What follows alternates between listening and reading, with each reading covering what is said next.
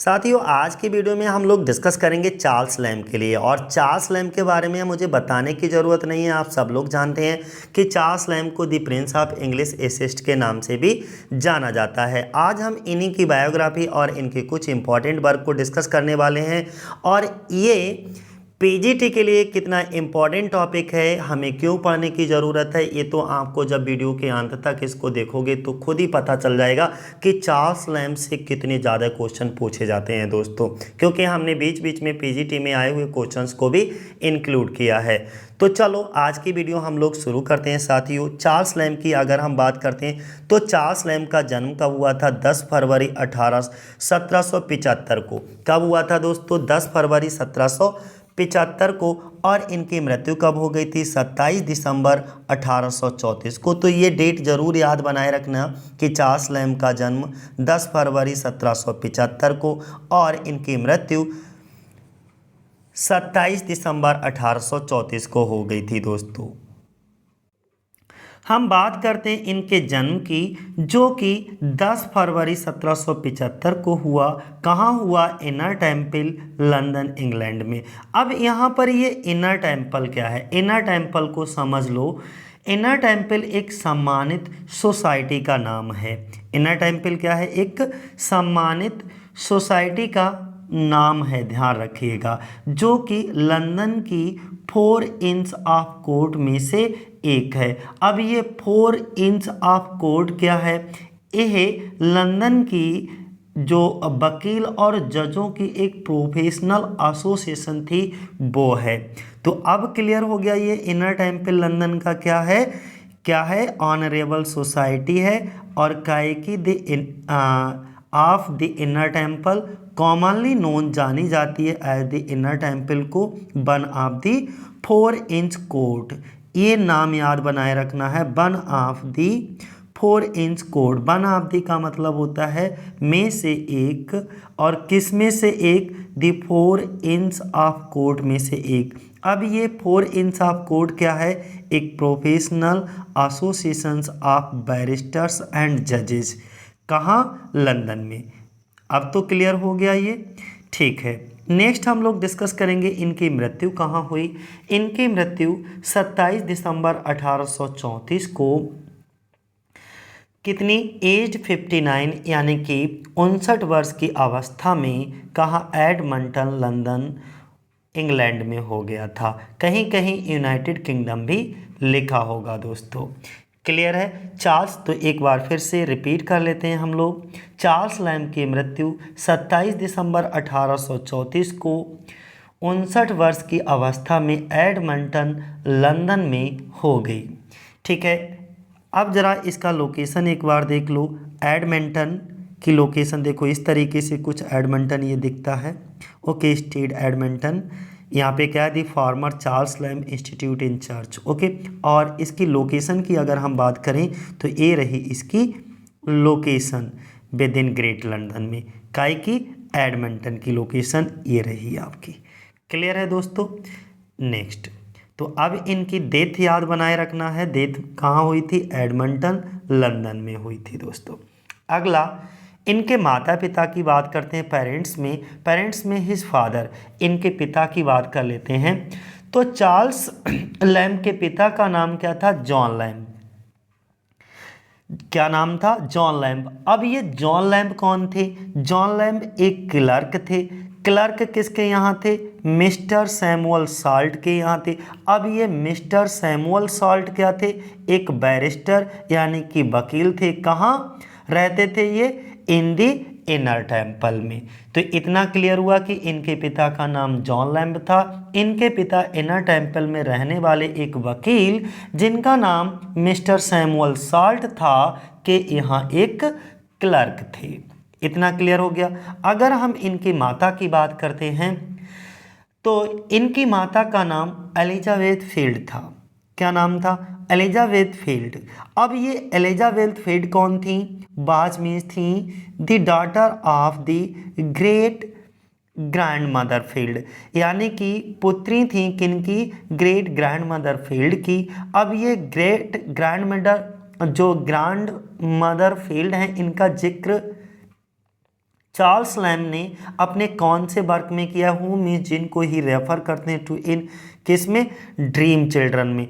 और dream children में किस रूप में इनको चित्रित किया गया है, एलिस एच के रूप में कैरेक्टराइज किया गया है दोस्तों। तो अब यहाँ पर समझिएगा, एक बार मैं रिपीट कर देता हूँ, इनकी माता का नाम एलिजाबेथ फील्ड था, जो कि ग्रेट ग्रैंड मदर फील्ड की डॉटर थी, जिनको चार्ल्स लैम्ब ने अपने एक वर्क जिसका नाम था ड्रीम चिल्ड्रन में एलिस एच के रूप में चित्रित किया है, दर्शाया है, कैरेक्टराइज किया है दोस्तों। अब यहाँ तक हिज फादर क्लियर हो गया, हिज मदर क्लियर हो गया। अब हम इनके एजुकेशन की बात कर लेते हैं कि चार्ल्स लैम्ब की एजुकेशन कब हुई और कहाँ हुई और कितने समय तक हुई। तो हम अगर चार्ल्स लैम्ब की शिक्षा की बात करते हैं इनकी, तो लैम्ब ने अक्टूबर 1782 यानी कि 1782 में चार्ल्स लैम्ब ने एनरोल कराया, अपने आप को दाखिला लिया, किसमें, इन क्राइस्ट हॉस्पिटल में। अब ये क्राइस्ट हॉस्पिटल से इसको मरीजों का हॉस्पिटल मत समझ लीजिएगा, ये बेसिकली क्या है, क्राइस्ट हॉस्पिटल एक स्कूल का नाम है, अ चैरिटी बोर्डिंग स्कूल। क्या है, एक चैरिटी बोर्डिंग स्कूल है जहाँ पर चार्ल्स लैम्ब ने शिक्षा ग्रहण की थी बेयर। और यहीं पर एक और व्यक्ति थे जिन्होंने शिक्षा ली थी, वो कौन थे, एस.टी. कॉलरेज, और जहाँ he became intimate friend, intimate का मतलब होता है घनिष्ठ मित्र बन गए, किसके, एस.टी. कॉलरेज के, कौन, चार्ल्स लैम्ब। जरा समझिए इसको अच्छे से, मैं तो एक एक पॉइंट को अच्छे से रिपीट करता हूँ, पेशेंस बनाए रखिए, बस चीज़ों के लिए जल्दबाजी करोगे कहीं कुछ क्लियर नहीं होता है। लैम्ब ने 1882 में यानी कि 7 वर्ष की अवस्था में, कब इनका जन्म कब हुआ था, 75 में, 1775 में इनका जन्म हुआ और 82 में इन्होंने एडमिशन लिया, तो कितनी वर्ष हो गई, 7 वर्ष, ध्यान रखिएगा। तो लैम्ब ने 1882 में, नॉट 1882, माफ़ करिएगा दोस्तों,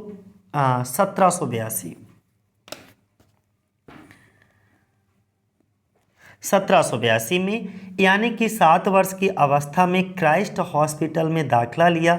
यहाँ पर ये क्राइस्ट हॉस्पिटल कोई मरीजों का हॉस्पिटल नहीं है, मैं बता चुका हूँ, बल्कि यह एक चैरिटी बोर्डिंग स्कूल है जहाँ चार्ल्स लैम्ब ने शिक्षा ग्रहण की थी। और यहीं पर इनकी मित्रता जीवन भर के लिए किसके साथ हो गई थी, एस.टी. कॉलरेज के साथ में, यानी कि यहीं पर एस.टी. कॉलरेज इनके बहुत अच्छे दोस्त बन गए। अब आगे हम लोग डिस्कस करेंगे अदर नेम्स।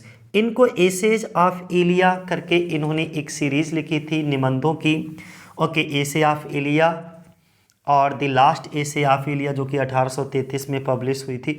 तो इन्होंने एक सिड्यूम्न नेम धारण किया, इनको एक अन्य नाम से भी जाना जाता है, एलिया नाम से, यानी कि एसे ऑफ एलिया। आगे हम ये भी बताएंगे कि एलिया जो नाम था इन्होंने कहाँ से लिया, इनके साथ काम करने वाले वो कौन थे जिनसे इन्होंने एलिया नाम को अडॉप्ट किया। तो बहुत सारे इंटरेस्टिंग पॉइंट इस वीडियो में आपको मिलेंगे और आपकी नॉलेज को इन्हांस करेंगे दोस्तों, तो लास्ट तक वीडियो को बने जरूर रहिएगा। दूसरा, हम एक चीज़ और बता देते हैं कि चार्ल्स लैम्ब को नॉन फॉर ये जाने जाते हैं, किस लिए जाने जाते हैं, essay of Elia, last essay of Elia. Essay of Elia इनकी जो आई थी वो 1823 में पब्लिश हुई थी और लास्ट एसेज ऑफ एलिया जो आई थी वो 1833 में, इसके 10 साल बाद पब्लिश करवाई गई थी। दूसरा, इनकी एक और टेल्स फ्रॉम शेक्सपियर, ये भी बहुत ज़्यादा फेमस हुई दोस्तों। और ये क्या था कि इसमें शेक्सपियर के 20 प्लेज का कहानियों को ट्रांसलेट करके अपनी भाषा में इसको लिखा था, जिसको एक कोलैबोरेशन वर्क था जिसको इन्होंने और इनकी बहन दोनों ने मिलकर के लिखा। आगे हम इसके बारे में डिटेल से भी बात करेंगे, अभी तो मैं थोड़ा सा बता रहा हूँ कि बेसिक चीज़ें क्या हैं। और ये आई थी 1807 में दोस्तों। अब हम रिलेटिव्स में बात कर लेते हैं। तो रिलेटिव्स में अगर हम बात करते हैं तो इनकी बहन का नाम क्या था, मैरी लैम्ब था, और इनका एक जीवित भाई था जिसका नाम था John lamb. Okay, John lamb इनके पिता का भी नाम था, ध्यान रखिएगा, जॉन लैम्ब इनके पिता का भी नाम था और जॉन लैम्ब इनके भाई का भी नाम था। क्लियर है। दूसरा चीज हम आपको ये बता दें, ये टोटल 7 भाई बहन थे। टोटल कितने? 7 भाई बहन थे। 7 में से कुल 3 ही सरवाइव कर पाए, 4 जो है वो शुरुआती अवस्था में ही मर गए थे। अब आगे हम लोग डिस्कस करेंगे इनके ऑक्यूपेशन को लेकर के। यहाँ से आपके पीजीटी में एक क्वेश्चन पूछा भी गया है, तो हम ये बता दें कि ये जो चार्ल्स लैम्ब हैं वो इंग्लिश रोमांटिक एज के कवि कहलाते हैं, रोमांटिक इंग्लिश पोइट कहलाते हैं, और इन्होंने अपने करियर की शुरुआत भी एज अ पोइट की थी दोस्तों। तो रोमांटिक इंग्लिश पोइट, एसिस्ट, निबंधकार, क्रिटिक, क्रिटिक का मतलब होता है आलोचक, एंड और क्या थे ये, एंटीक्वेरियन, एंटीक्वेरियन का मतलब होता है आर्कोलॉजिस्ट, और आर्कियोलॉजिस्ट उसको कहते हैं जो पुरातत्व या पुरातन काल संबंधी या पुरातत्व विषय के जो विशेषज्ञ होते हैं वो थे ये। और बेस्ट नोन फॉर, ये जाने जाते थे हिज एसेज ऑफ इलिया के लिए, ये बहुत ज़्यादा प्रसिद्ध हुए। एंड और दूसरी बुक कौन थी इनकी, चिल्ड्रन बुक थी, ओके, टेल्स फ्रॉम शेक्सपियर, इसके लिए भी ये बहुत ज़्यादा प्रसिद्धि मिली इनके लिए। और ये जो टेल्स फ्रॉम शेक्सपियर जो कि एक बच्चों की कहानियों पर आधारित पुस्तक थी, ओके, वो को ऑथर्ड, और इसमें विलियम शेक्सपियर के ट्रेजेडीज और कॉमेडीज को ट्रांसलेट किया गया था, और किसके साथ मिलकर के, अपनी बहन मैरी लैम्ब के साथ मिलकर के इन्होंने लिखा था, कोलैबोरेटेड वर्क था इनका ये। और मैरी लैम्ब को यहाँ पर मैंने, ये जन्मदिन है इनका, बर्थडे है, और ये इनका डेथ डे है, ठीक है, यानी कि 1764 में मैरी लैम्ब का जन्म हुआ और 1847 में मैरी लैम्ब की मृत्यु हो गई। क्लियर है दोस्तों। तो अब आपको इतना पता लगा होगा, देखो 1775 में चार्ल्स लैम्ब का जन्म हुआ, यानी कि अपनी बहन से ये 10 साल छोटे थे। चार्ल्स लैम्ब अपनी बहन मैरी लैम्ब से 10 साल छोटे थे, ध्यान रखना, मैरी लैम्ब क्या थी, 10 साल बड़ी थी। और चार्ल्स लैम्ब की मृत्यु कब हुई, 34 में हो गई, और जबकि इनकी मृत्यु कब हुई, 47 में। तो आप आइडिया लगा सकते हो, ठीक है। अब इनके फ्रेंड्स की बात करते हैं, बहुत इंपॉर्टेंट पॉइंट है। हमने शिक्षा की बात कर ली, अब इनकी दोस्तों की बात कर लेते हैं, इनकी मित्रता की बात कर लेते हैं।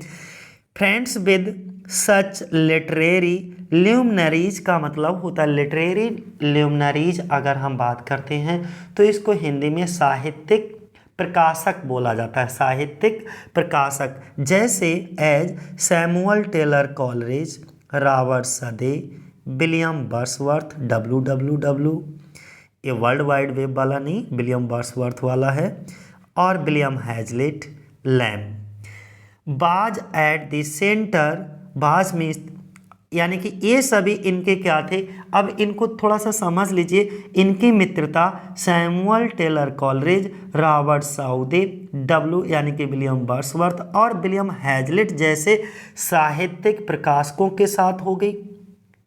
अब क्या हुआ कि ये जो लैम्ब थे, चार्ल्स लैम्ब, ये जो लैम्ब थे, was at the centre of a major literary circle in England, और चार्ल्स लैम्ब की स्थिति इंग्लैंड के मेजर जो लिटरेरी सर्किल थी उनके सेंटर में थी, उनके बीच हो गई दोस्तों।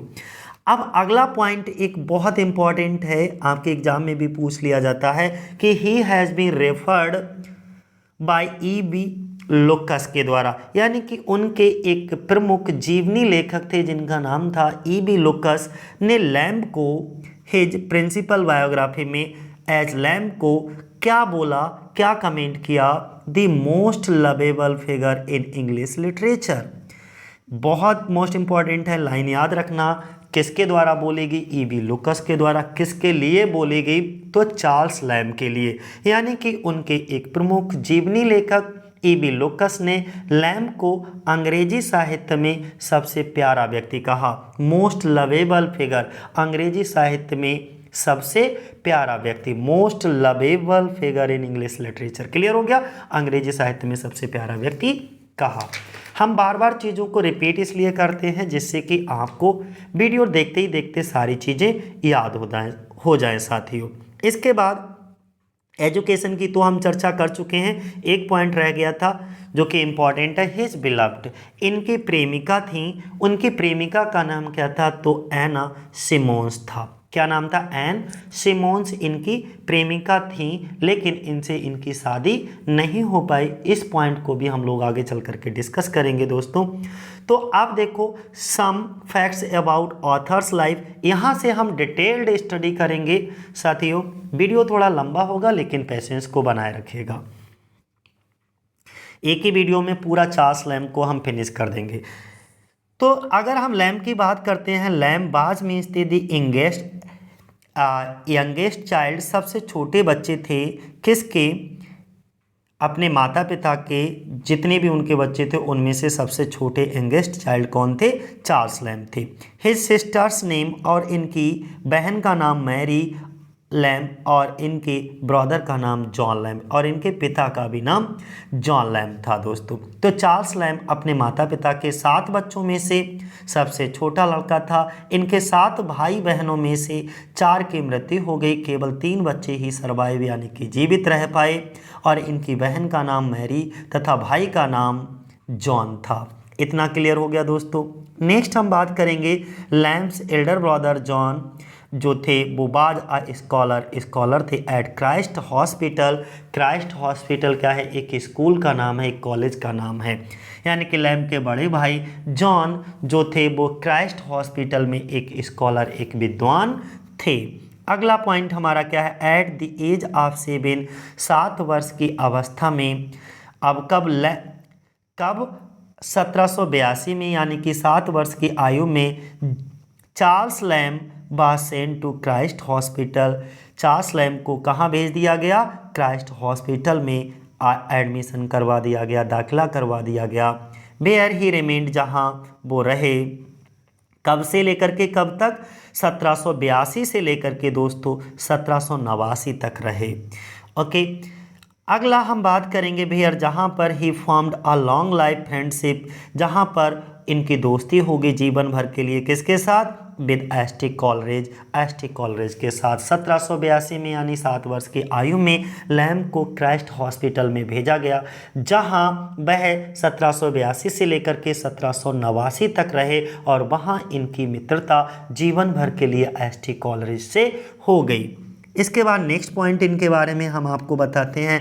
फ्रॉम सितंबर 1791 में, 82 के बाद हम किसको जिक्र करेंगे, 1791 का जिक्र करेंगे कि इनके जीवन में इस साल क्या हुआ। तो सितंबर 1791 में टू फरवरी 1792 तक, 1791 से लेकर के फरवरी 1792 तक, डेट याद रखना, सितंबर, ये भी याद रखना मंथ भी, सितंबर 1791 से लेकर के फरवरी 1792 तक जो चार्ल्स लैम्ब वाज अपॉइंटेड, इनको अपॉइंट किया गया, नियुक्त किया गया एक क्लर्क के रूप में इन द एग्जामिनर्स ऑफिस। और ये एग्जामिनर्स ऑफिस किस में, eight south Sea house. Most important point है, आपके पीजीटी में 2 से 3 बार पूछा जा चुका है, एट साउथ सी हाउस। और इस पर आधारित इन्होंने एक वर्क भी लिखा है, ध्यान रखना। ब्रिटिश ज्वाइंट स्टॉक कंपनी थी, और इस British joint stock company founded, इसकी स्थापना हुई थी कब, 1711 में। समझो इसको, सितंबर 1791 में लैम्ब को, चार्ल्स लैम्ब को साउथ सी हाउस में एक क्लर्क के पद पर तैनात किया गया, और यह साउथ सी हाउस एक ब्रिटिश ज्वाइंट स्टॉक कंपनी थी जिसकी स्थापना 1711 में हुई थी दोस्तों।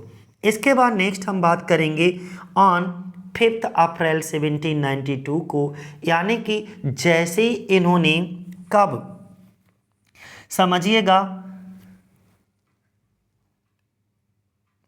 साउथ सी हाउस को कब छोड़ा इन्होंने, साउथ सी हाउस को इन्होंने छोड़ा था 92 में, और कब, डेट आपको बताना है, इधर देखो मेंशन किया है, इसीलिए सारी चीज़ें हमने फरवरी 1792 में छोड़ा है।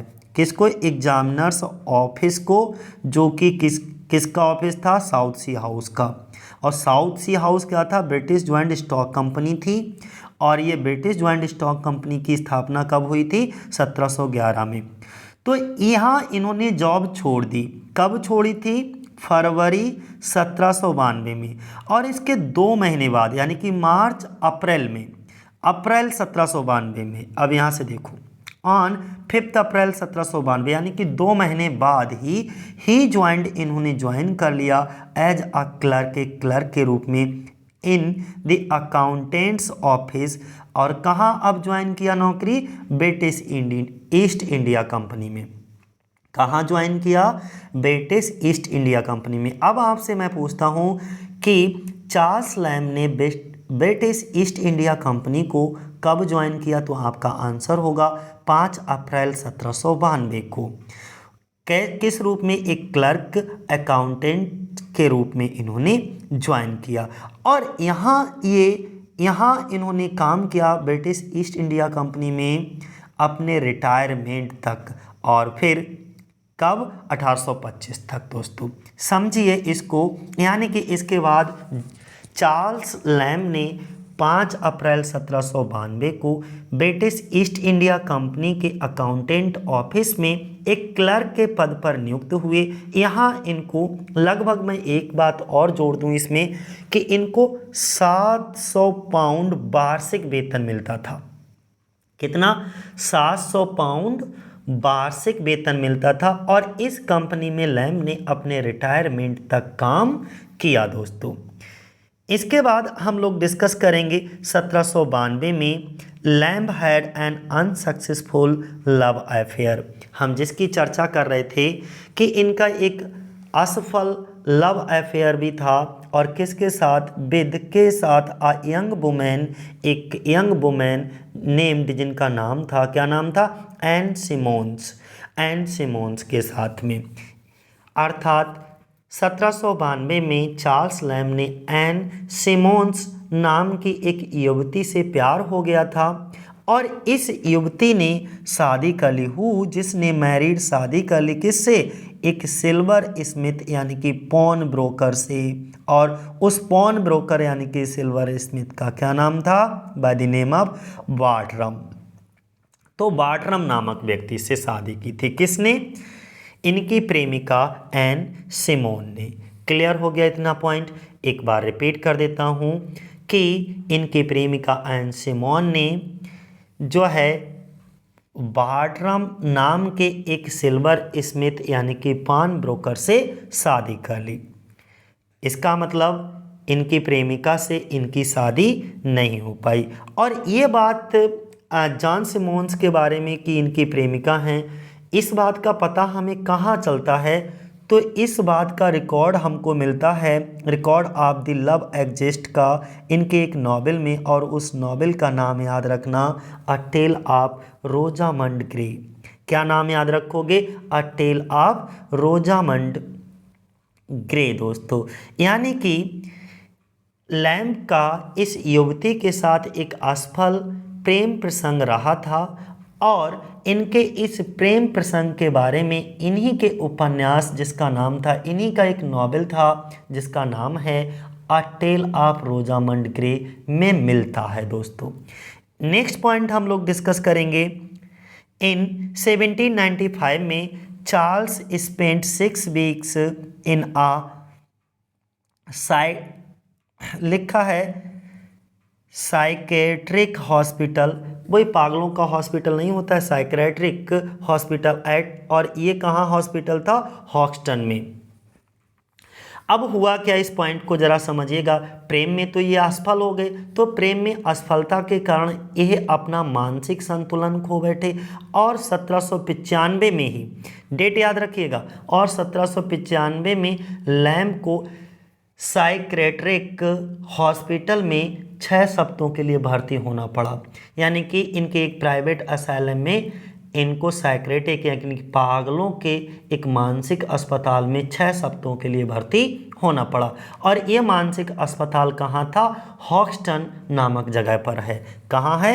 हॉक्सटन नामक जगह पर। ठीक है, 6 हफ्तों के लिए। तो पागलों का, इनकी बहन भी पागल हो गई और ये भी पागल हो गए। इट मीन्स ध्यान रखिएगा इनकी क्रोनोलॉजी को।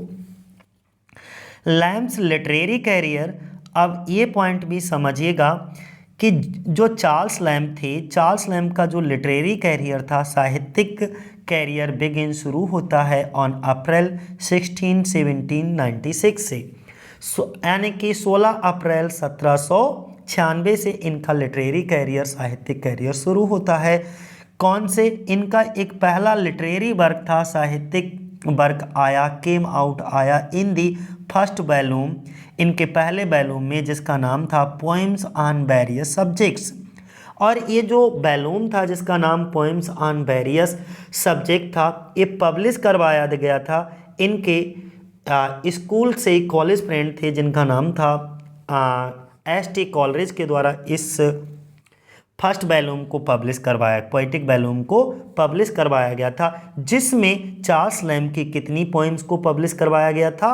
4 पोएम्स ऑफ लैम्प, यानी कि 4 पोएम्स को पब्लिश करवाया गया। मैं एक बार सीधे तौर पर सिंपल तरीके से बता देता हूँ इस पॉइंट को कि चार्ल्स लैम्प ने अपना साहित्यिक कैरियर 16 अप्रैल 1796 से शुरू किया और इनका पहला साहित्यिक कार्य कॉलरिज के द्वारा प्रकाशित इनके पहले वॉल्यूम, यानी कि फर्स्ट वॉल्यूम, जिसका नाम था दी पोएम्स ऑन वेरियस सब्जेक्ट्स, में पब्लिश हुआ। और इस पोएटिक वॉल्यूम में लैम्प की कितनी? 4 कविताएं प्रकाशित हुई थी, पब्लिश हुई थी।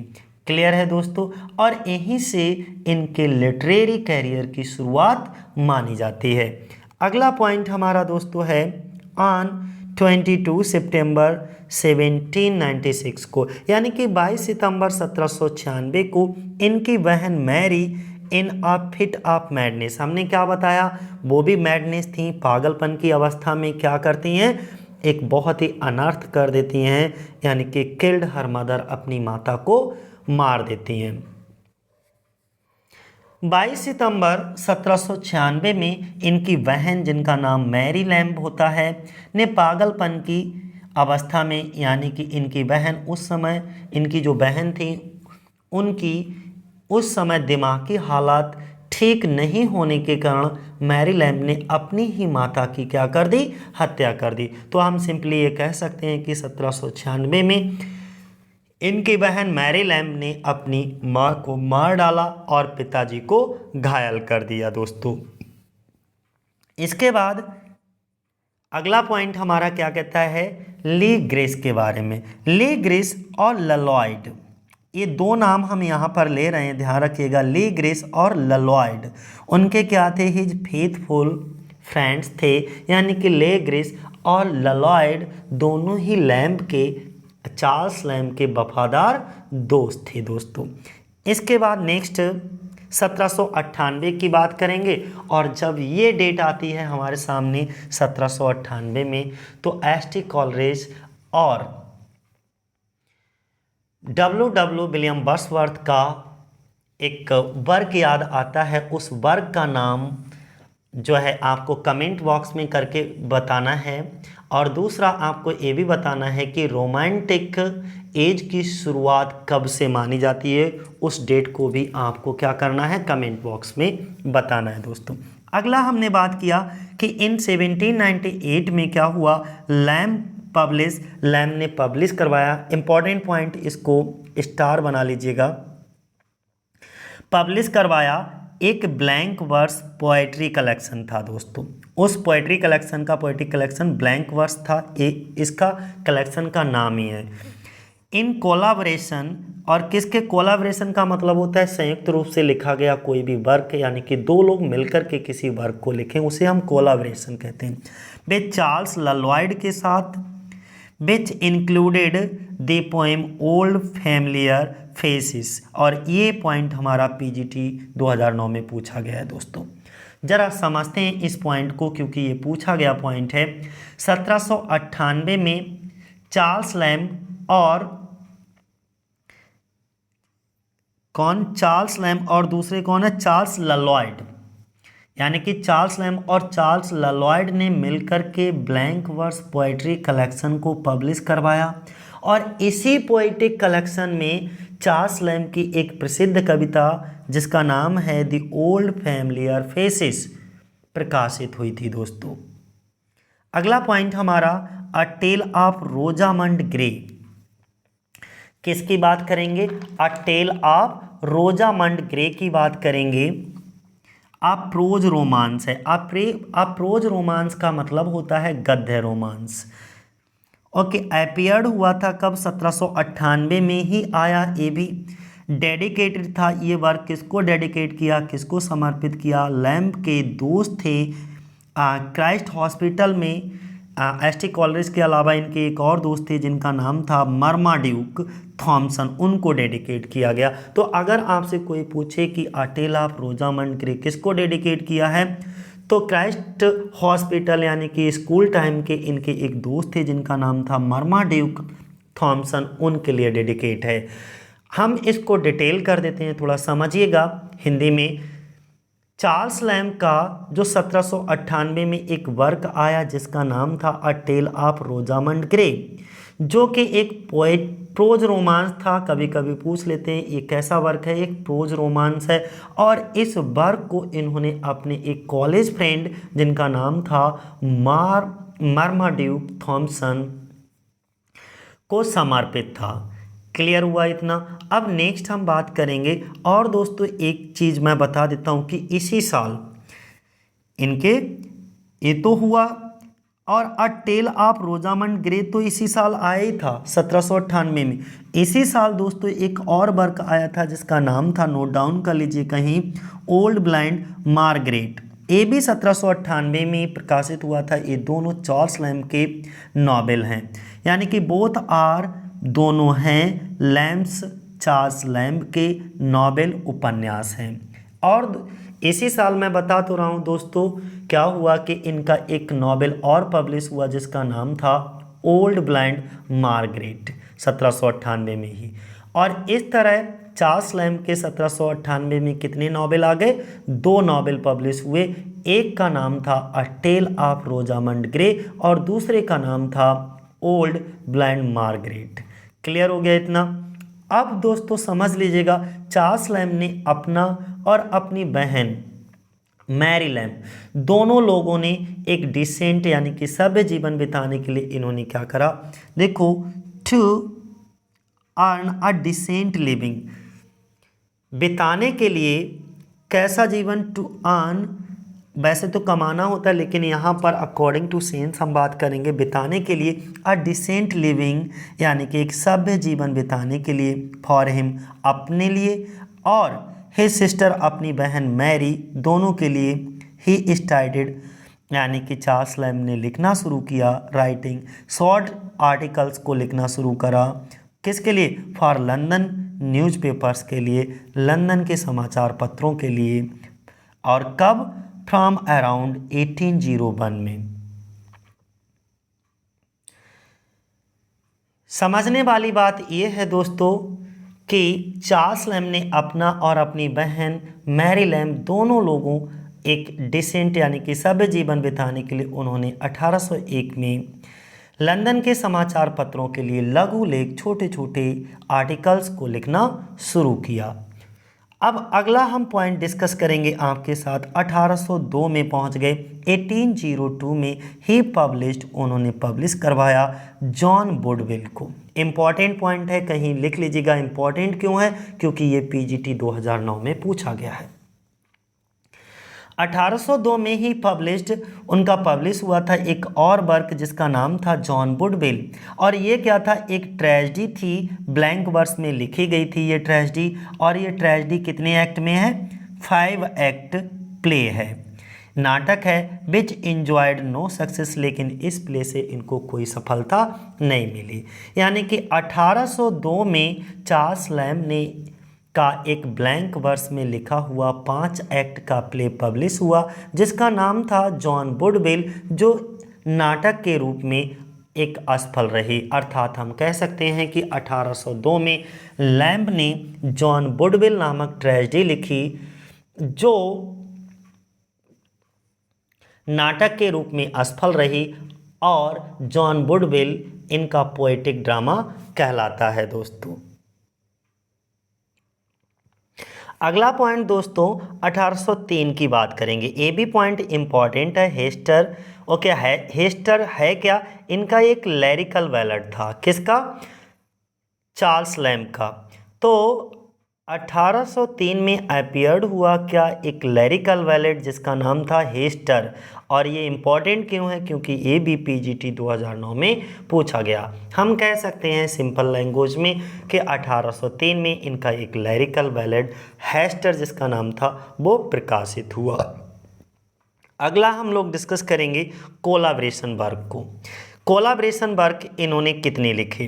तो 3 कोलाबरेटेड वर्क थे, बल्कि 4 थे। एक हम लोग डिस्कस कर चुके हैं और 3 अब हम लोग डिस्कस करेंगे।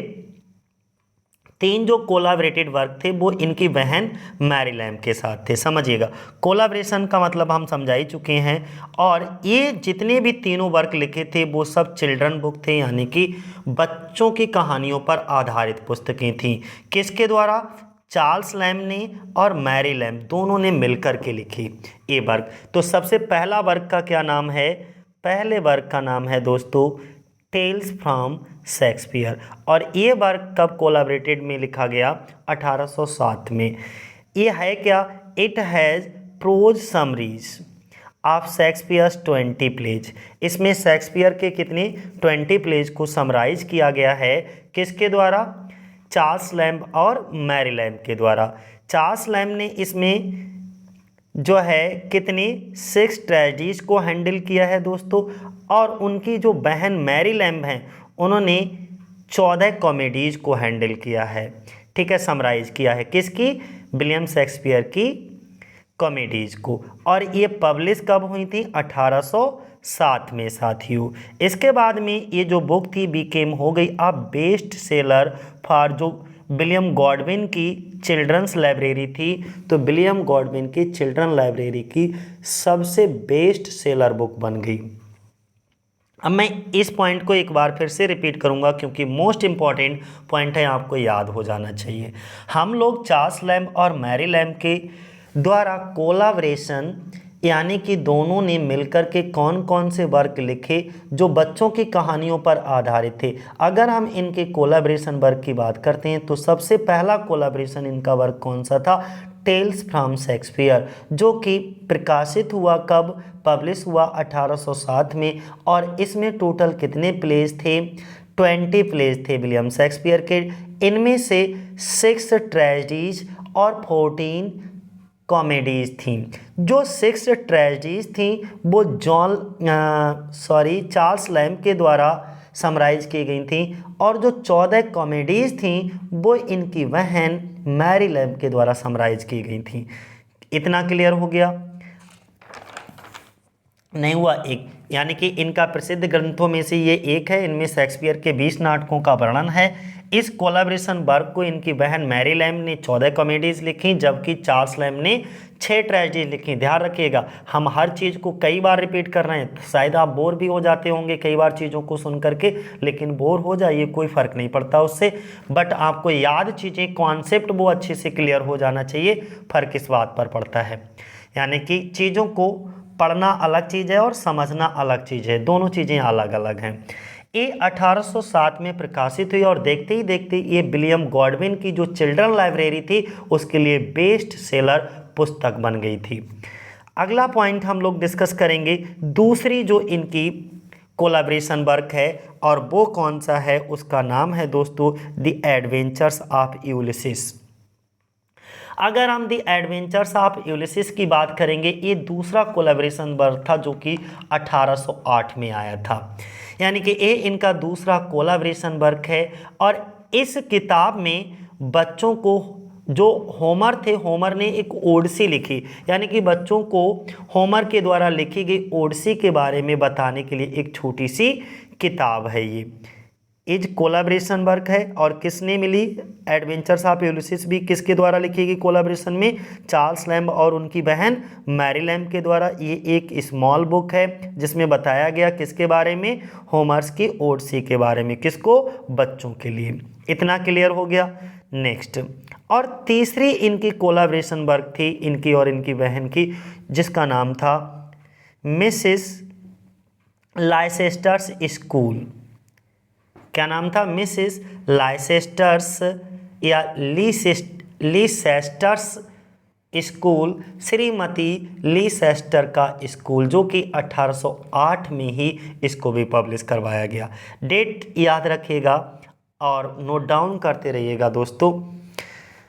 दूसरा हमने क्या बताया कि यह इनका बच्चों पर आधारित लिखी गई कहानियों पर तीसरा कोलाब्रेशन वर्क है।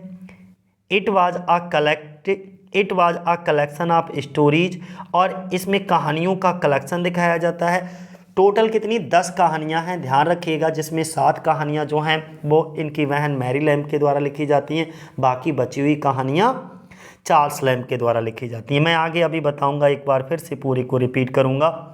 सपोज्ड माना जाता है, told by pupils of a school. Pupil का मतलब होता है शिष्यों के द्वारा, यानी कि माना जाता है कि हार्डफोर्डशायर के विद्यार्थियों के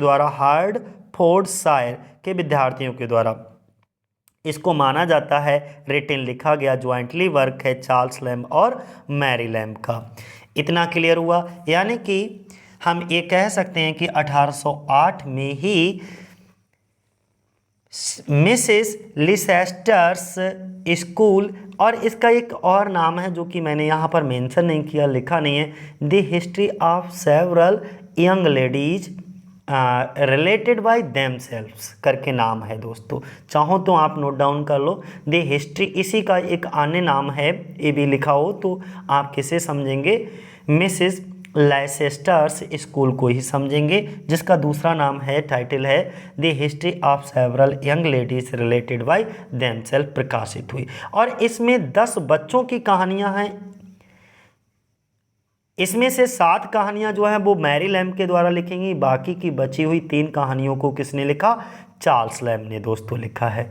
ओके साथियों, अगला पॉइंट हमारा कौन सा है? इन 1819 में एट एज 44, यानी कि 44 वर्ष की आयु में जो चार्ल्स लैम्ब थे वो फेल इन लव, प्यार करने लगते हैं विद एन एक्ट्रेस, एक अभिनेत्री से जिनका नाम होता है फैनी केली। और फैनी केली एक कोवेंट गार्डन की अभिनेत्री होती हैं।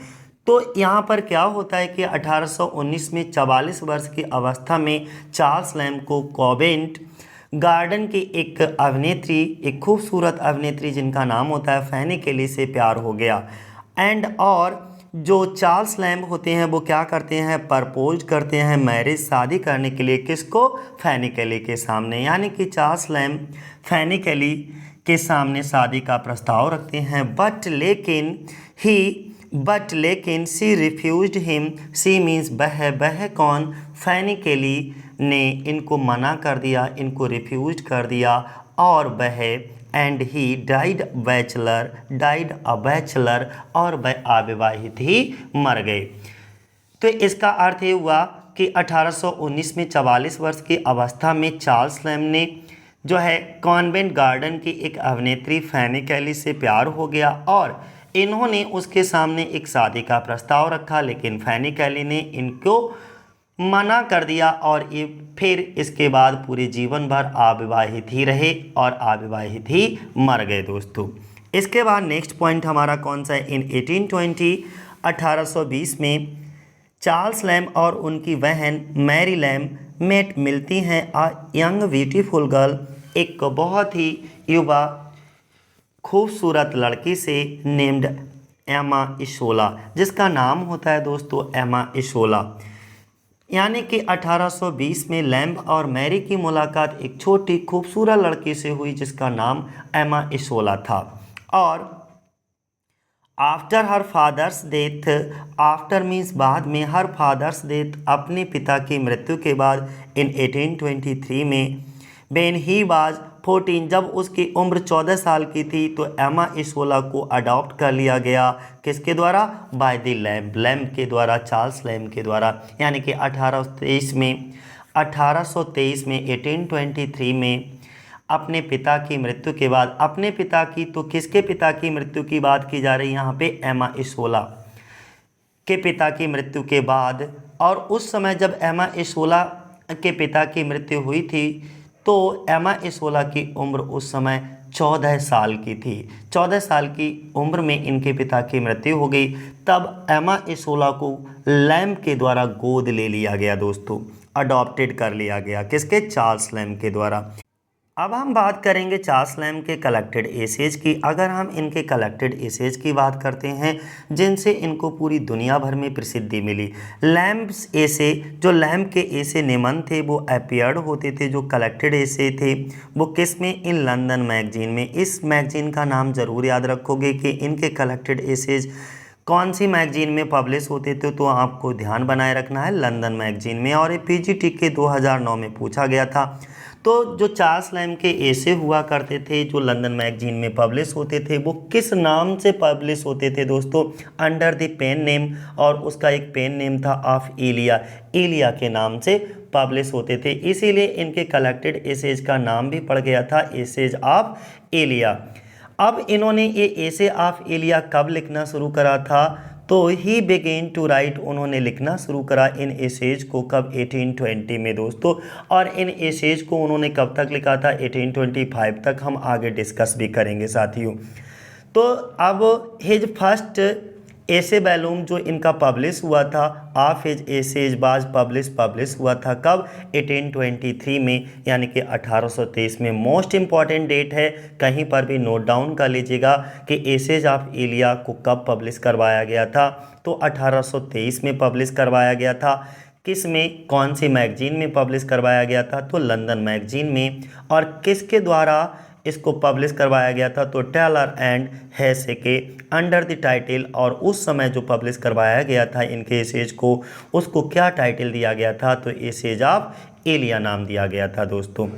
तो अब तो आपको क्लियर हो गया होगा।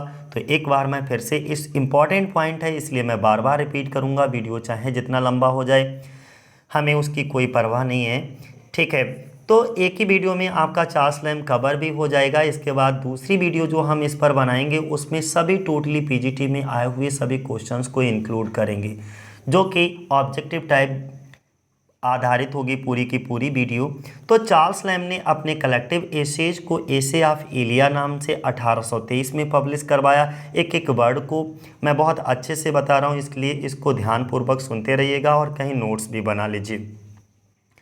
जब 1823 में इन्होंने एसेज ऑफ एलिया के नाम से इसको पब्लिश करवाया गया था, तो जो इसमें एलिया शब्द है, वो एलिया शब्द जो था उसको लैम्ब एक पेन नेम की तरह यूज करते थे। और इसका निबंधों, जो इनके निबंधों का कलेक्शन एसे ऑफ एलिया है, वो लंदन मैगजीन में छपते थे। और उस समय लंदन मैगजीन के जो संपादक थे वो जॉन स्कॉट थे।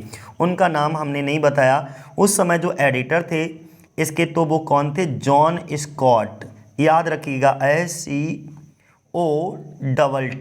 जॉन स्कॉट थे।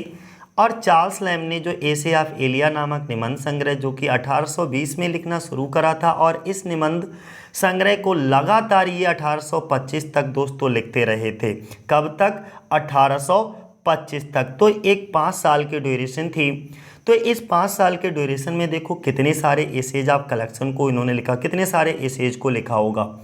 तो 1825 तक ये लिखते रहे। इसके बाद जो चार्ल्स लैम्ब ने इन सभी एसेज को क्या करा? एक जगह पर कलेक्ट किया, इकट्ठा किया, और इन एसेज को जो एसेज ऑफ कलेक्शन था इनका, उसको 2 वॉल्यूम्स में पब्लिश करवाया दोस्तों। इसका फर्स्ट वॉल्यूम जो आया था वो एसे ऑफ एलिया के नाम से 1823 में पब्लिश हुआ था। और इसका जो सेकेंड वॉल्यूम आया था वो लास्ट एसेज ऑफ एलिया के नाम से आया, जो कि इसके 10 साल बाद पब्लिश हुआ था 1833 में साथियों।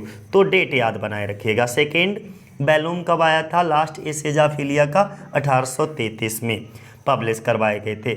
और जब इन एसेज ऑफ कलेक्शन को, यानी कि लास्ट एसेज ऑफ एलिया 1833 में इसको पब्लिश करवाया गया था, उस समय इसके पब्लिशर कौन थे, प्रकाशक कौन थे? तो उनका नाम था एडवर्ड मॉक्सन दोस्तों।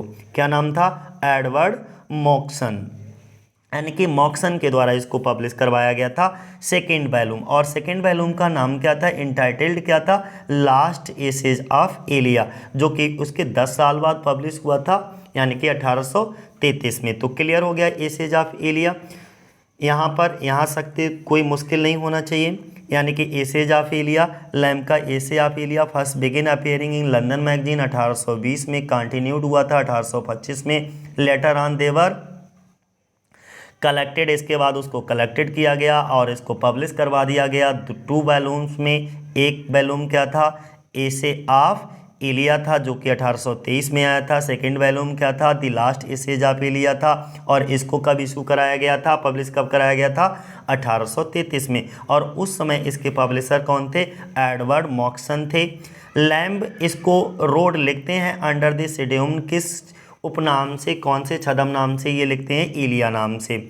और एलिया नाम से लिखते थे तो कौन सी मैगजीन के लिए लेते थे, लंदन मैगजीन के लिए लिखते थे, और ये हम बता ही चुके हैं पीजीटी के 2009 में पूछा गया था। और उस समय इस लंदन मैगजीन के एडिटर कौन थे, तो एडिट किया जाता था जॉन स्कॉट के द्वारा इनके एसेज ऑफ कलेक्शन को। तो ध्यान रखना उस समय लंदन मैगजीन के एडिटर कौन थे, जॉन स्कॉट थे दोस्तों। इसके बाद में हम बात करेंगे एसे ऑफ एलिया के। सबसे पहले फर्स्ट एसे की बात करेंगे तो वो फर्स्ट एसे जो था दी साउथ सी हाउस था, जो कि ABPGT 2009 में पूछा गया था। ओके, और इसका एक अदर टाइटल भी पूछ लिया जाता है, रिमेम्बरिंग 40 ईयर वैक्स। ये भी याद रखना कि दी साउथ सी हाउस को ब्रैकेट में आप ये भी पॉइंट लिख लेना इसी के लिए, रिमेम्बरिंग 40 ईयर बैक। अब इट इज ये है इनका फर्स्ट पब्लिश्ड, सबसे पहला ऐसे पब्लिश हुआ था इन लंदन मैगजीन में, और अगस्त 1820 में, 1820 में दोस्तों। ही बारोड दिस नेम, उन्होंने ये जो एलिया नाम था वो कहाँ से लिया, from an old Italian clerk, इनका था at the South Sea House में। ध्यान रखिएगा, द साउथ सी हाउस में इनके साथ एक सहकर्मी था, साथ में काम करने वाला था, उसके नाम से इन्होंने इस एलिया को उठाया। तो अब याद रहेगा, क्लियर है ना, इतनी सारी चीज़ें आपको याद बनाए रखना है साथियों। तो अब तो ये क्लियर हो गया होगा कि he borrowed this name Elia from an Italian old Italian clerk at the South Sea House, यानी कि ये एलिया नाम उन्होंने अपने साथ साउथ सी हाउस में काम करने वाले इटालियन क्लर्क से बारो किया था। इतना क्लियर हो गया। और ये साउथ सी हाउस जो एसे ऑफ एलिया नामक निबंध संग्रह का पहला निबंध है, ये भी याद रखना क्या है, पहला निबंध है, जो कि और ये पहली बार लंदन पत्रिका में ही जो है अगस्त 1820 में क्या हुआ, प्रकाशित हुआ था। थोड़ा सा डबल रिपीट हो गया, लेकिन कोई नहीं, आपका रिवीजन हो गया। यहाँ पर अगला पॉइंट देखो, लैम्ब जो है वो क्रिएट करते हैं अ पोर्ट्रेट, एक चित्र बनाते हैं ऑफ हिज फादर, अपने पिता का, इन हिज, किस में दोस्तों, तो उस एसेज का नाम होता है Elia on the old benchers. क्या याद रखोगे कि लैम्ब ने अपने पिता का पोर्ट्रेट कौन से एसेज में बनाया, तो उस एसे का नाम आपके दिमाग में रहना चाहिए, Elia on the old benchers में, अंडर द नेम, और उसको नाम क्या देते हैं, लोबेल नाम, ये भी कहीं नोट डाउन कर लीजिएगा कि उसको नाम क्या देते हैं, अंडर द नेम लोबेल। और उनकी जो सिस्टर होती हैं Mary, as a cousin Bridget, okay, in dream children. अब थोड़ा समझ लीजिएगा, समझने वाली चीज़ है कि लैम्ब ने अपने पिता का एक पोर्ट्रेट, एक चित्र बनाया। ओके, किस में बनाया था, तो Elia on the old benchers में बनाया, और ये पोर्ट्रेट लोबेल नाम से बनाया गया। और इनकी बहन जो मैरी ने कजिन ब्रिजेट, किसकी बात कर रहे हैं हम, कजिन ब्रिजेट। बहुत अच्छा पॉइंट मैं यहाँ पर बताऊँगा दोस्तों, बहुत कुछ क्लियर होगा यहाँ पर। कजिन ब्रिजेट के रूप में ड्रीम चिल्ड्रन में अभिनय किया था। ड्रीम चिल्ड्रन भी चार्ल्स लैम्ब के द्वारा लिखा गया, तो उसमें एक कैरेक्टर था कजिन ब्रिजेट, और इसमें मैरी ने ही खुद उसमें अभिनय किया था, ओके, कजिन ब्रिजेट नाम से।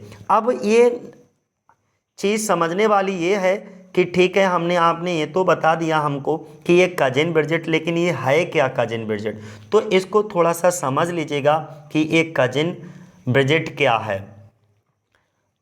अब आपको समझना इसमें यह है कि कजिन ब्रिजेट है क्या, तो जिस तरीके से चार्ल्स लैम्ब ने अपना नाम इलिया रखा।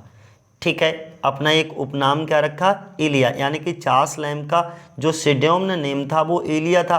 उसी तरह से इनकी बहन मैरी का उपनाम क्या था, कजिन ब्रिजेट था। इनका भी एक सिडोम्न नेम था, ठीक है, एक उपनाम था, और वो उपनाम क्या था, कजिन ब्रिजेट। अब तुमसे पूछा जाए कि चार्ल्स लैम्ब का उपनाम क्या है, तो इलिया नाम था, और यानी कि सिडोम्न नेम कौन सा रखा इन्होंने चार्ल्स लैम्ब ने, तो इलिया। और उनकी बहन जो मैरी थी उन्होंने अपना उपनाम क्या रखा, सिडोम्न नेम कौन सा रखा, तो कजिन ब्रिजेट रखा। तो इतना क्लियर हो गया, यानी कि तो ये मैरी का सिडोम्न नेम है, क्या है, कजिन ब्रिजेट। किस में, ड्रीम चिल्ड्रन में दोस्तों।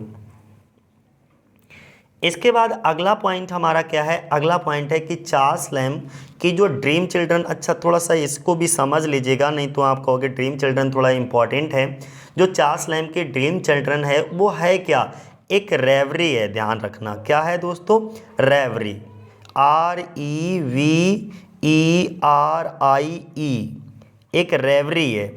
अब रेवरी क्या होता है दोस्तों, रेवरी का अर्थ क्या होता है, रेवरी को हिंदी में हम कहते हैं दिवा स्वप्न या अपने ही ख्यालों में रहने वाला, ठीक है, इस तरीके का इसका हिंदी मीनिंग होता है। और रेवरी का जो सिमिलर वर्ड होता है उसे हम डे ड्रीम कहते हैं। क्लियर है। तो अगर आपका एग्जाम में कभी पूछा जाए कि जो ड्रीम चिल्ड्रन है वो किस तरीके का है, तो एक रेवरी है दोस्तों। अगला हम जिक्र करेंगे ऑन 27 दिसंबर, दुखद घड़ी थी, दुखद डेट है दोस्तों। इस डेट पर इनकी मृत्यु हो जाती है चार्ल्स लैम्ब की। तो 27 दिसंबर 1834 को चार्ल्स लैम्ब डाइड, मर जाते हैं अब कैसे मर जाते हैं, स्ट्रेप्टोकोकल से। कैसे मर जाते हैं, स्ट्रेप्टोकोकल। अब ये स्ट्रेप्टोकोकल इन्फेक्शन क्या होता है, इसे ज़रा समझिएगा। ये एक प्रकार की बीमारी होती है, यानी कि 27 दिसंबर 1834 को लैम्ब को क्या हो गया था, स्ट्रेप्टोकोकल संक्रमण के कारण मृत्यु हो गई थी। अब ये स्ट्रेप्टोकोकल एक प्रकार की बीमारी है जो गले में इन्फेक्शन हो जाता है इस बीमारी से, और गले के अंदर क्या होती है, सूजन आ जाती है दोस्तों। इसके बाद एक और बीमारी का नाम लिखा है एरिसिप्लस। क्या नाम लिखा है, एरिसिप्लस। अब ये एरिसिप्लस भी एक प्रकार की त्वचा की बीमारी होती है, स्किन की बीमारी होती है। ओके, और ये स्किन की जो बीमारी होती है ये ऐसे ठीक नहीं होती है, इसकी सीधे सीधे सर्जरी कराना होती है दोस्तों, तभी ये एरिसिप्लस नामक बीमारी जो है वो ठीक हो पाती है। तो इनको एरिसिप्लस भी था। अब क्या हुआ कि contracted from a minor graze on the face sustained after slipping in the street.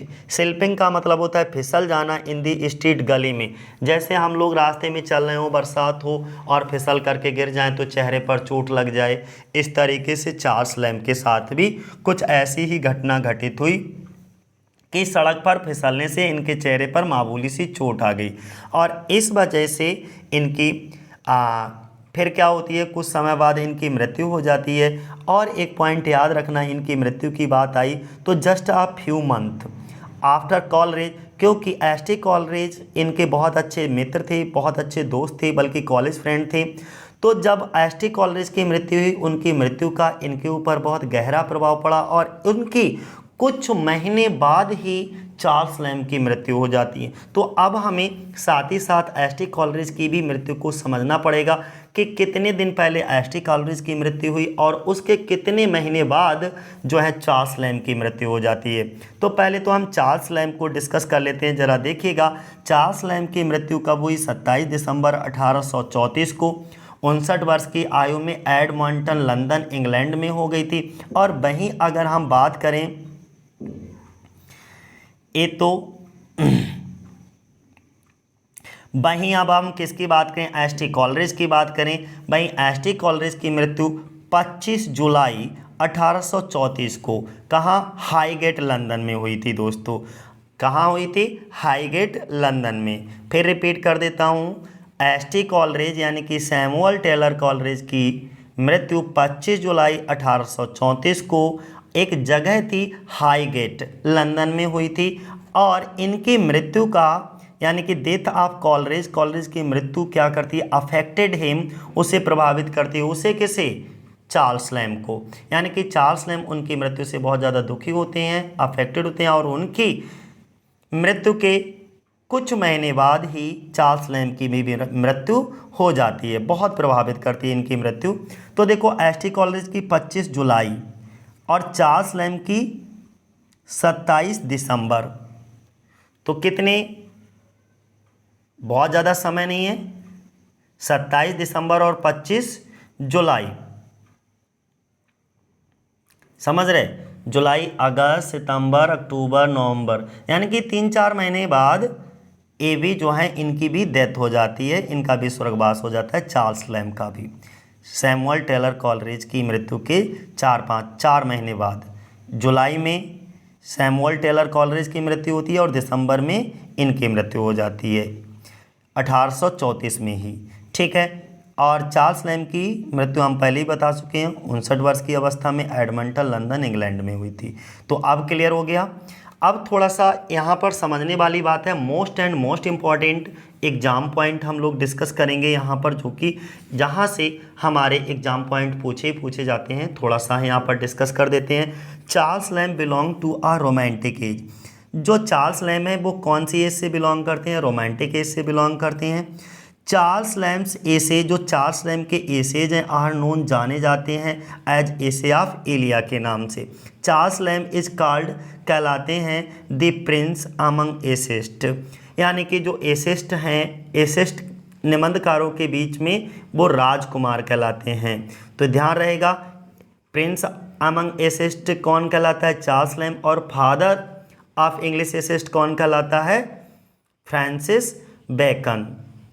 अगला, Coleridge was Charles Lamb's very good friend, जो एसटी कॉलरेज थे वो चार्ल्स लैम के बहुत अच्छे दोस्त थे।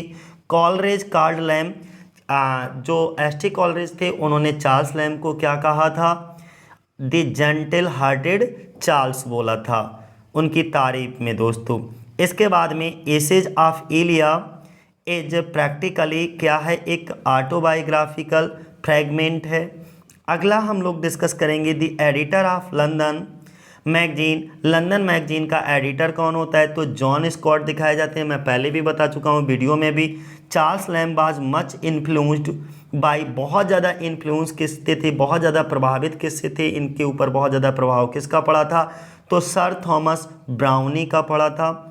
Charles Lamb started his literary career as a poet, ध्यान रखना ये 2 से 3 बार क्वेश्चन पूछा जा चुका है कि चार्ल्स लैम का जो कैरियर इन्होंने स्टार्टेड किया था वो एज अ पोइट किया था, जबकि इनको जाना जाता है प्रिंसेस ऑफ इंग्लिश एसेस्ट के नाम से।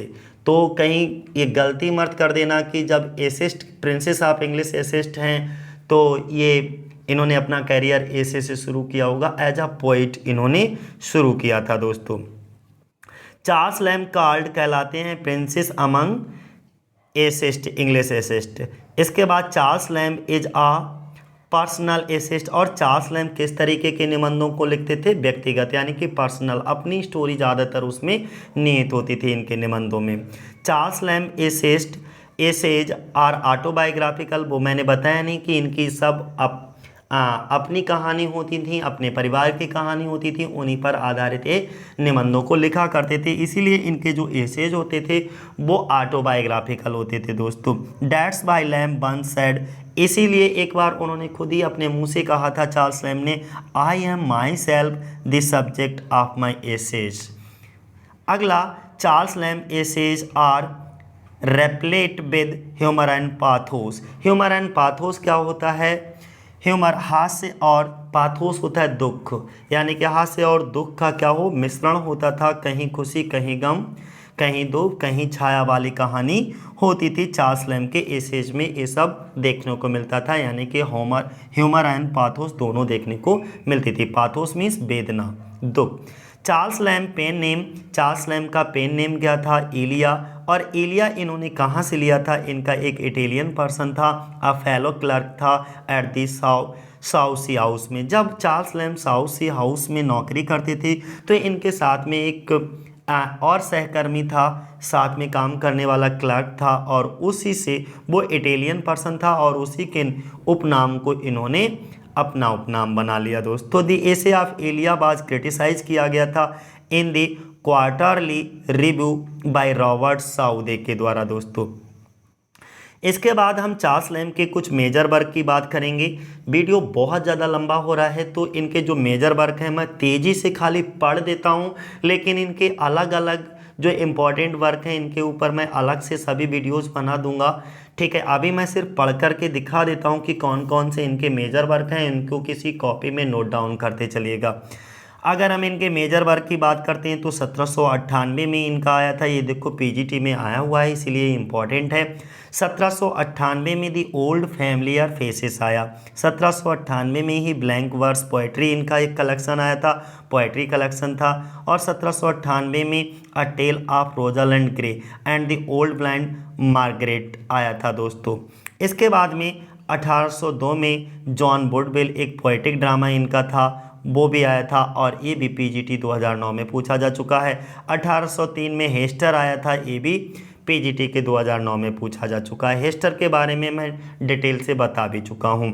1806 में the king and the queen of hearts आया। 1807 में tales from Shakespeare with Mary Lamb के साथ में इन्होंने लिखा था, कोलाब्रेशन वर्क था इनका। और 1807 में मिस्टर एच। मिस्टर एच क्या है, एक फार्स है इन 2 एक्ट्स, इसके बारे में भी मैं बता चुका हूँ आपको, 2 एक्ट में लिखा गया दोस्तों इसको।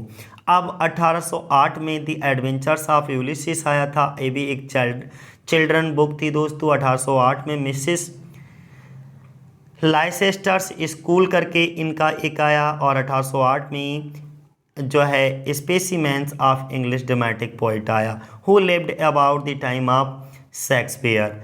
और नेक्स्ट 1811 में on the tragedies of Shakespeare. 1821 में witches and other night fears. 1825 में द पॉन ब्रोकर्स डॉटर। और 1867 में एलिना। इसके बाद एसे ऑफ इलिया का जिक्र करेंगे। इनका essay of Elia essays collection था जो कि बुकी कब आया था, 1823 में आया था। और इसका पहला एसे कौन सा था, द साउसी हाउस आया था, और ये पीजीटी के 2009 में पूछा गया। अब एसे ऑफ इलिया के अंतर्गत कौन कौन से एसेज को इंक्लूड किया गया था इस कलेक्शन में दोस्तों, तो देखेगा जो कि 1823 में पब्लिश हुआ था, क्योंकि एसे ऑफ इलिया के 2 पब्लिकेशन हुआ था, फर्स्ट और सेकेंड।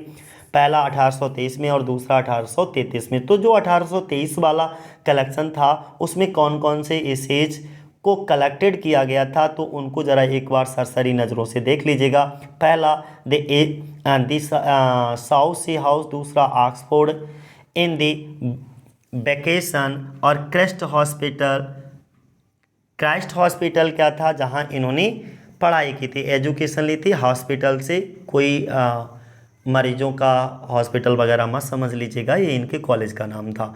5 and 30 years एगो करके ये इन्होंने लिखा था। इसके बाद 2 races ऑफ मैन लिखा, फिर दी न्यू ईयर्स ईव लिखा, mister Battle's opinion on whist लिखा, a chapter on ears, all fools day, a Quakers meeting. इसके बाद next the old and the new school master, Valentine's day, imperfect sympathies, witches and other night fears, और my relations. ये सभी इनके जो है एसे आप फर्स्ट वॉल्यूम था एसे आप इलिया का, जो कि 1823 में पब्लिश हुआ। हम उनके एसेज कलेक्शन की बात कर रहे हैं। ओके, मैक्रे एंड और हॉट्सफोर्डशायर। इसके बाद modern gallantry, the old benchers of the inner temple, फिर next grace before meat, my first play, और नेक्स्ट ड्रीम चिल्ड्रन और रिवायर। रिवायर के बारे में हमने बताया था, क्या होता है रिवायर मीन्स डे ड्रीम, यानी कि रिवायर का अर्थ होता है दिवास्वप्न या अपने ही ख्यालों में मगन रहना, अपने ख्यालों में खोए रहना, जिसको हम सिमिलर वर्ड के नाम से डे ड्रीम के नाम से भी जानते हैं। फिर डिस्टेंस, कैस्पॉन्डेंट्स, फिर the praise of chimney sweepers, a complaint of the decay of beggars in the metropolis, और next a dissertation upon roast pig, a bachelor's complaint of the behavior of married pupil, on some of the old actors, on the artificial comedy of the last century, ये सभी किसकी थी? Essay of Elia की, और on the acting of मुंडन। अब जो 1833 में दी लास्ट एसे ऑफ इलिया आया था उसमें कौन कौन से एसेज को रखा गया था ज़रा देख लीजिएगा। Blakesmoor in H shire, poor relations, okay, detached thought in books and reading, okay, stage illusions. आपको सभी नहीं पढ़ना है, कुछ जो इम्पोर्टेंट हमने पीछे डिस्कस किया है उनको देख करके जाना है, ठीक है। अगला नेक्स्ट हम बात करेंगे to the shade of Elliston's, इसके बाद में एलेस्टोनिना, फिर the old Margate hoy, the convalescent, और ये कन्वलसेंट जो है वो क्या होता है? रिकवरी फ्रॉम इलनेस, इसका मीनिंग होता है। फिर सैनिटी ऑफ ट्रू जीनियस, और नेक्स्ट कैप्टन जैक्सन, इसके बाद में सुपर नेचुरेटेड मैन,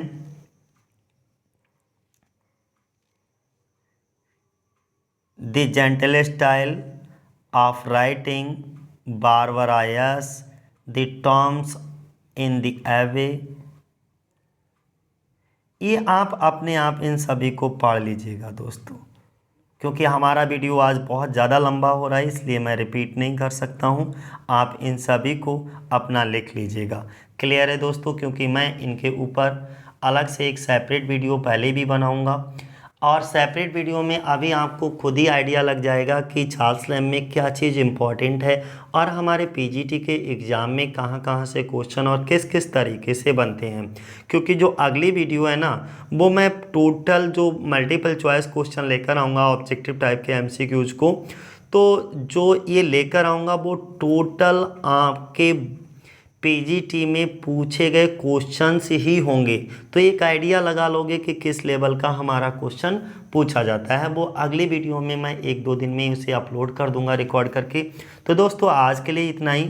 जय हिंद, जय भारत साथियों। अगर आपको ये वीडियो अच्छा लगा हो, आपकी नॉलेज को थोड़ा सा भी इन्हेंस किया हो, तो लाइक, सब्सक्राइब और कमेंट करके हमको बता दीजिएगा, क्योंकि आपके पॉजिटिव कमेंट हमको कुछ बेहतर एनर्जी देते हैं और कुछ बेहतर करने के लिए जो है मोटिवेट होते हैं। क्योंकि आपके कमेंट ही हैं जिनको पढ़ करके ऐसा लगता है कि हमें और मेहनत करने की ज़रूरत है वीडियो बनाने में। तो जय हिंद, जय भारत साथियों।